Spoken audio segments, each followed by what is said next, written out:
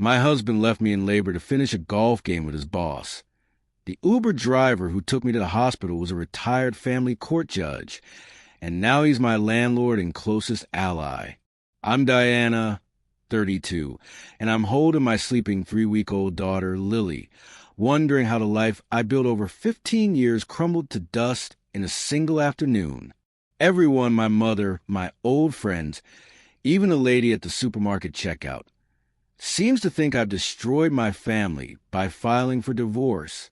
They see the nice house, the luxury car my husband drives, the picture-perfect holidays we used to post, and they think I've lost my mind.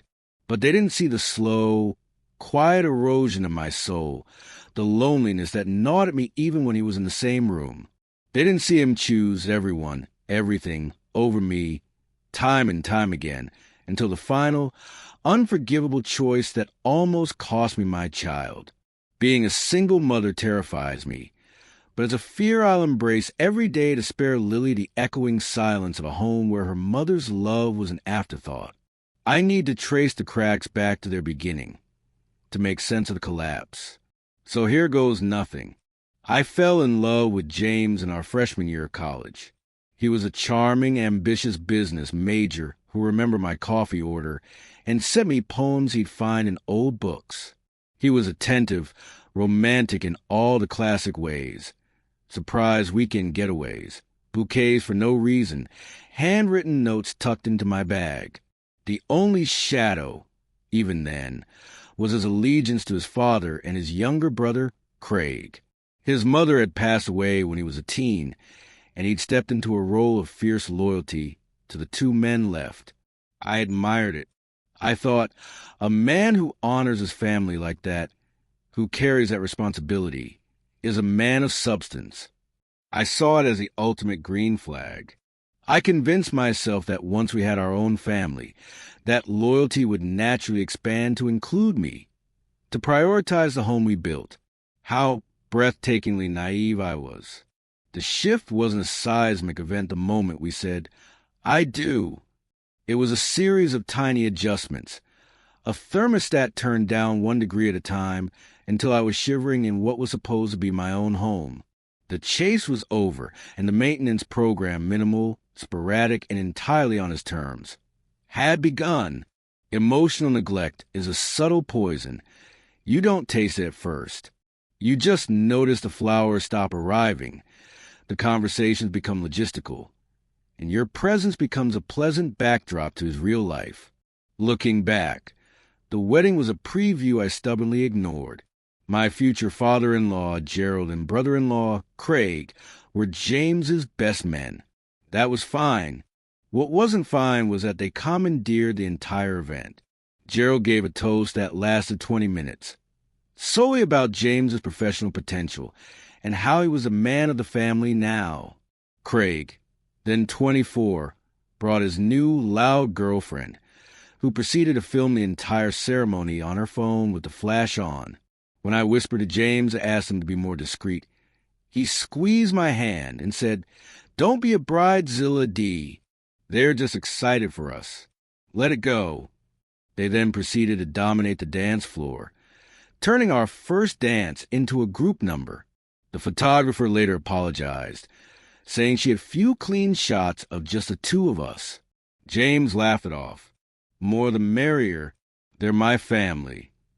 The one sanctuary was the apartment my godmother had left to me. It was my premarital asset, a cozy 2-bedroom in a quiet neighborhood. We moved in after the honeymoon, a truncated 4-day trip to the coast because James's father had a critical business meeting James felt he needed to attend. "We'll take the big trip to Italy next year," he promised. James worked long hours, which I understood, but his free time was not ours. Every Saturday was irrevocably dedicated to the boys. Golf with his father, then beers and football at his father's house with Craig, and an ever-rotating cast of his father's friends. Sunday mornings were for recuperating, and Sunday afternoons were often claimed by some family obligation. I pointed out, gently at first, that we never had a full weekend together. "Diana, they're my family. They need me. You knew this about me," he'd say, his tone implying I was being needy, trying to change a fundamental part of him. The overcompensation began. He'd order takeout on a Friday night, be extra affectionate, and I'd stupidly let hope bloom again. By Monday, he'd be distant, already planning the next weekend's itinerary with the boys. The first time I tried to integrate myself, it was a disaster. I showed up at his father's house one Saturday with a homemade pie, hoping to bridge the gap. The silence when I walked into the den was palpable. Gerald looked from me to James, eyebrows raised. Craig snorted. "Didn't know we were having a party, bro," he said. James looked uncomfortable, almost annoyed. "I thought you had your book club," he said to me. I wanted to surprise you all," I stammered. Gerald leaned back in his armchair. "Well, this is a surprise. James, we got that client strategy to discuss. Family business." The emphasis on family was a physical slap. James didn't meet my eyes. "Yeah, Dad's right. D, this is kind of a working session. Maybe you should head home? We'll be back later." I drove home in a haze of humiliation.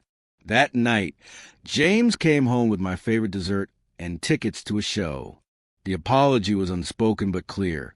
"I'm sorry you were hurt, but don't interrupt my time with him again." The pattern solidified. Infringement on his family time would be met with temporary, superficial amends, but a boundary remained ironclad. My loneliness curdled into a quiet depression. When I confided in my mother, she gave the worst possible advice. "Have a baby," she said blithely. "He'll settle down. A father's instincts will kick in. He'll want to be home with his child." I was horrified. That's a terrible reason to bring a life into the world. But the seed was planted. A desperate, foolish part of me wondered if she was right. Maybe a child will be the missing link, the undeniable proof that we were his primary family. I watched James play with our friends' kids and saw a glimpse of warmth. So I broached the subject. To my shock, he was enthusiastic. "A little mini-me. Dad would be thrilled. He's been asking about grandkids." That gave me pause. His father's desire seemed to be the primary motivator. But I pushed the unease down. We started trying, and I convinced myself this was a new chapter. The moment the pregnancy test turned positive, James transformed. For the first trimester, he was the man I'd fallen in love with. He attended every appointment, installed pregnancy apps on his phone, rubbed my feet, and even cooked. He talked about converting the study into a nursery. He stayed home on weekends, watching movies with me. I was deliriously, foolishly happy. I thought the miracle had happened. The change in the 4th month was so abrupt it felt like whiplash. The appointments became, "Can't you go alone? It's just a checkup." The foot rub ceased. The Saturday golf games resumed, now with a justification. "I need to de-stress, D. Providing for a family is huge pressure." The nursery conversation stalled. When I expressed anxiety, he'd pat my hand. "You're hormonal. Everything's fine. I'm working hard for us." The final 2 months of my pregnancy were the darkest. I felt like an incubator, a vessel for the grandchild he could present to his father. My due date was February 14th, Valentine's Day. Ironic, 1 week before my due date, I woke at 5 a.m. with intense, regular cramps. My water hadn't broken, but the pain was severe. James was due to play in an important charity golf tournament with his father and brother that morning. It's for Dad's Rotary Club. I'm his partner. "I can't bail," he said, already dressed in his polo shirt. "James, this is it. I think I'm in early labor. Please don't go." He sighed, the long-suffering sigh I come to dread. "Diana!" First labors take forever. "You could be like this for 24 hours. The hospital is 10 minutes away. I'll have my phone on. Call if things actually start happening." He kissed my forehead, a dry, dismissive peck. "Order some breakfast. Relax. And he left. The pains intensified rapidly. By 8 a.m., they were 5 minutes apart. I called him. Voicemail. I texted. Contractions 5 minutes apart. Need to go to hospital. No reply. I called his father's phone. Gerald answered. Background noise of chatter and clinking glasses. Diana? James is about to tee off. Can it wait? I'm in labor. I gasped through a contraction. I heard a muffled conversation, then James's voice, thick with irritation. D, seriously? I told you this takes time. The tournament just started. I'll come after the front nine, okay? Just breathe. The line went dead. I stared at my phone, a profound, icy clarity cutting through the pain. This was it. He had made his choice. And it wasn't me. It wasn't his child. Terrified and alone, I did the only thing I could. I opened a rideshare app. The driver, an older man named Mr. Henderson, arrived in 3 minutes. He took one look at me, hunched and panting on the curb, and sprang into action. He helped me into the car, asked which hospital, and drove with a calm urgency. Just focus on your breathing, my dear. We'll be there in 7 minutes, he said, his voice a steady anchor in my panic. He didn't just drop me off. He parked, got a wheelchair, and wheeled me into triage, speaking to the nurses with a quiet authority. When they asked for my emergency contact, I numbly gave James's number. Mr. Henderson made the call. I saw him listen, his expression growing stony. He hung up. He says he's on his way, Mr. Henderson said, but his eyes told a different story. He stayed. He filled out forms when my hands were shaking too much. He was there when they confirmed I was fully dilated and rushed me to delivery. Lily was born at 11:14 a.m. She was perfect, tiny, with a shock of dark hair and furious, beautiful lungs.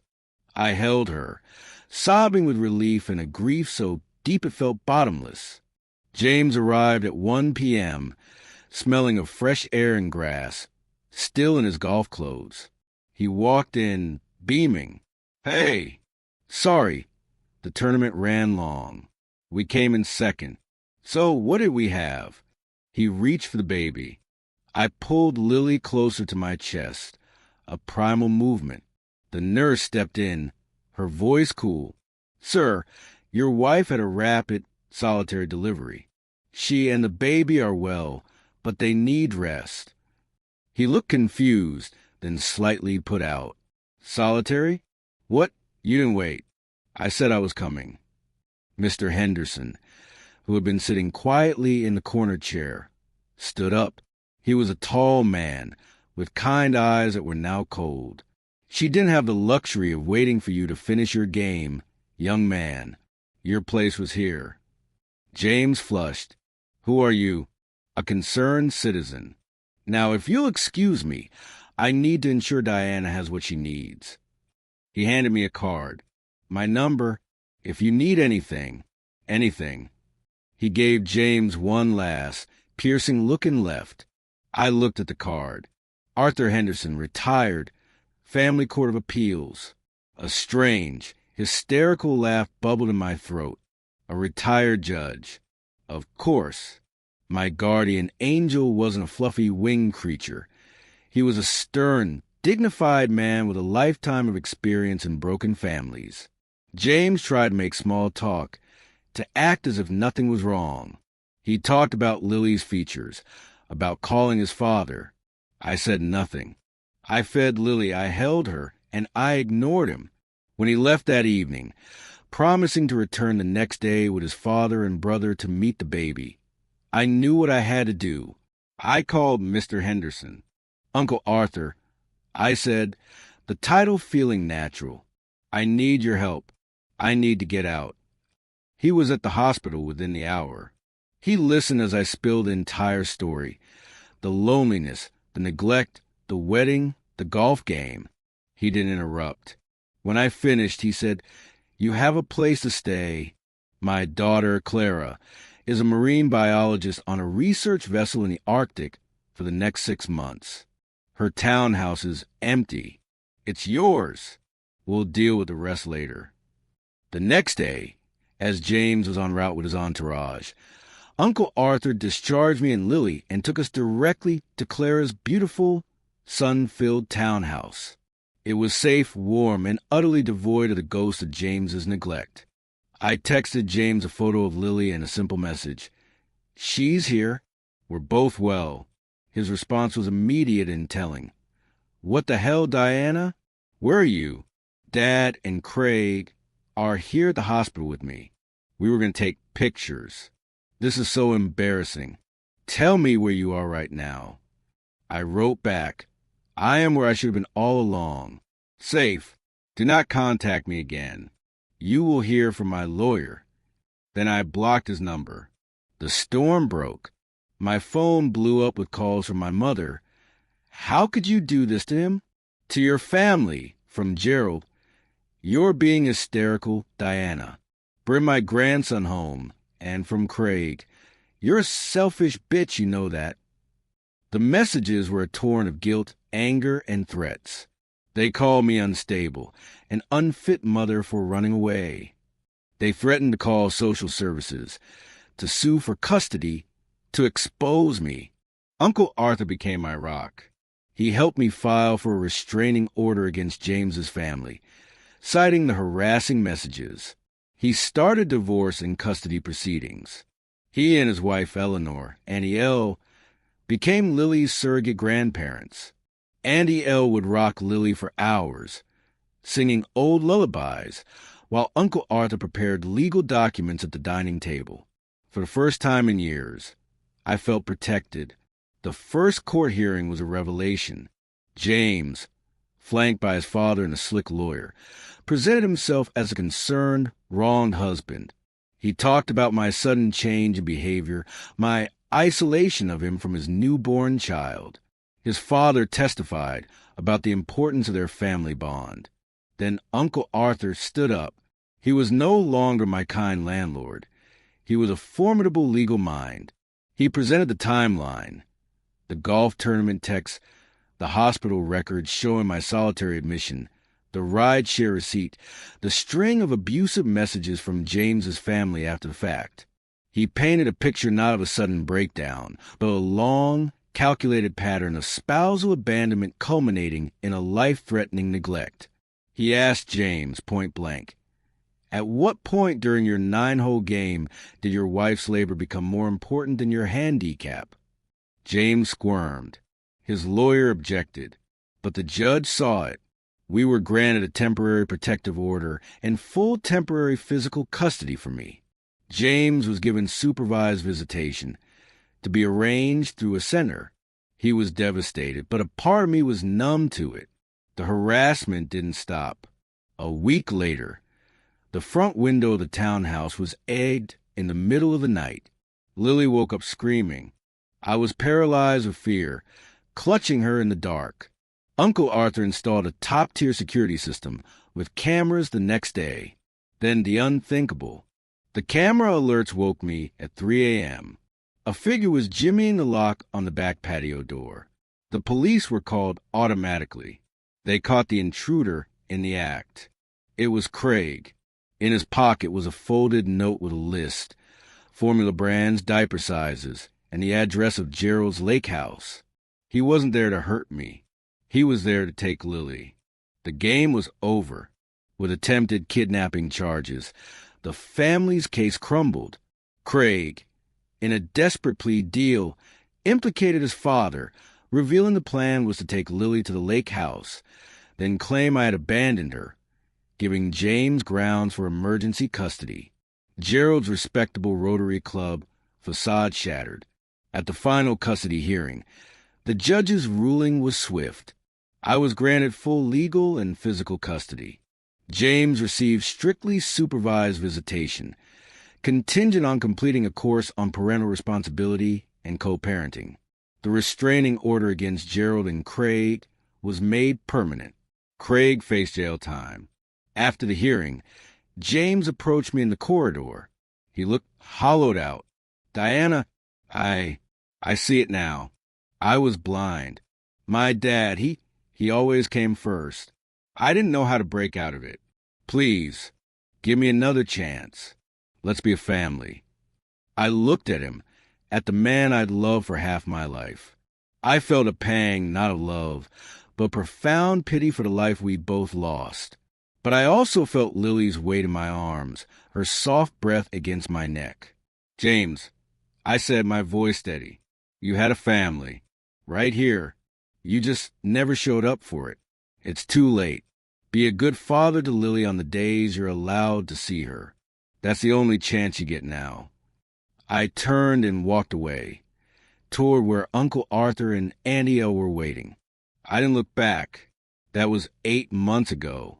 Life has rebuilt itself, differently, stronger. I returned to my own apartment. The freelancing work I started has blossomed into a small but successful marketing consultancy. I run from home. Lily is thriving.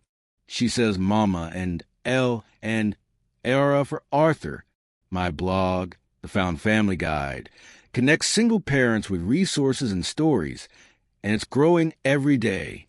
My mother, shamed and horrified by the kidnapping attempt, came back into my life with tearful apologies. She now dotes on Lily, though she knows she's on probation with me. James uses his supervised visits. They're awkward, but he shows up, he sends toys. Sometimes, when he's playing with Lily on the floor of the visitation center, I see a glimpse of the man he could have been if he'd ever learned to stand on his own. It's a bittersweet ghost. My therapist says it's okay to mourn that ghost, while fiercely protecting the reality I built. Uncle Arthur and Auntie Elle are Lily's godparents now. Their daughter, Clara, is back in the Arctic and is Lily's cool aunt who brings stories of glaciers and whales. My circle is smaller, but it's made of steel, not sand. Last week, I framed a photo from one of the supervised visits.